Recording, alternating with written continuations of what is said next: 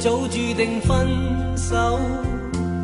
吳若希同澳門富少 Alex 閃電分手，唔通係因為年紀唔夾？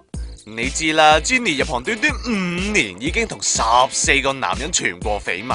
雖然當中有老有嫩，不過都以叔父輩最為人熟知。年紀最多可以差成30年以上噶。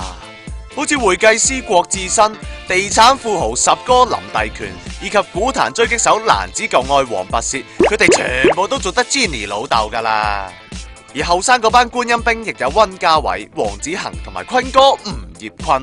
不過吳若希都應付自如，唔好睇佢 EQ 咁高啊！全國最激嗰次係話 Jenny 俾當時男友嘅阿媽棒打鴛鴦分手之後，吳若希又生咗個功能性水瘤，仲屙血，身心大受打擊，患上抑鬱，之後吞咗成樽安眠藥自殺。嗱，有咩唔開心記得同親友傾下，唔好諗埋一邊啊！